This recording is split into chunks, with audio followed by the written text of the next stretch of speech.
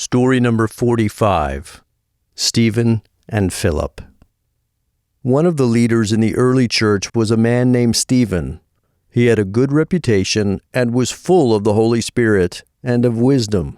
Stephen did many miracles and reasoned persuasively that people should believe in Jesus. One day, when Stephen was teaching about Jesus, some Jews who did not believe in Jesus began to argue with Stephen. They became very angry and lied about Stephen to the religious leaders. They said, "We heard him speak evil things about Moses and God."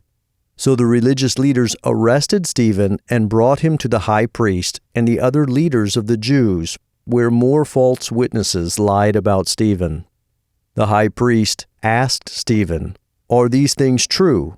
Stephen replied by reminding them of the many great things God had done from the time of Abraham to the time of Jesus, and how God's people continually disobeyed him. Then he said, "You stubborn and rebellious people always reject the Holy Spirit, just as your ancestors always rejected God and killed his prophets. But you did something worse than they did. You killed the Messiah." When the religious leaders heard this, they were so angry that they covered their ears and yelled loudly. They dragged Stephen out of the city and threw stones at him in order to kill him. As Stephen was dying, he cried out, "Jesus, receive my spirit." Then he fell to his knees and cried out again, "Master, do not count this sin against them." Then he died. A young man named Saul agreed with the people who killed Stephen and guarded their robes while they threw stones at him. That day, many people in Jerusalem started persecuting the followers of Jesus, so the believers fled to other places. But in spite of this, they preached about Jesus everywhere they went. A disciple of Jesus named Philip was one of the believers who fled from Jerusalem during the persecution. He went to Samaria, where he preached about Jesus, and many people were saved.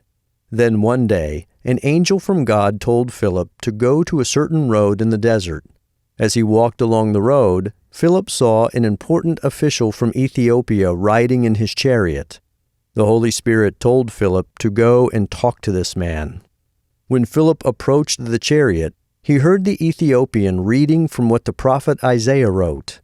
The man read, "They led him like a lamb to be killed, and as a lamb is silent, he did not say a word. They treated him unfairly and did not respect him. They took his life away from him." Philip asked the Ethiopian, "Do you understand what you are reading?"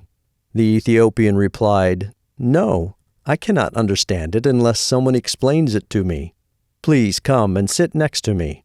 Was Isaiah writing about himself or someone else? Philip explained to the Ethiopian man that Isaiah was writing about Jesus. Philip also used other scriptures to tell him the good news about Jesus. As Philip and the Ethiopian traveled, they came to some water. The Ethiopian said, "Look, there is some water. May I be baptized?" And he told the driver to stop the chariot. So they went down into the water, and Philip baptized the Ethiopian. After they came up out of the water, the Holy Spirit suddenly carried Philip away to another place where he continued telling people about Jesus. The Ethiopian continued traveling toward his home, happy that he knew Jesus.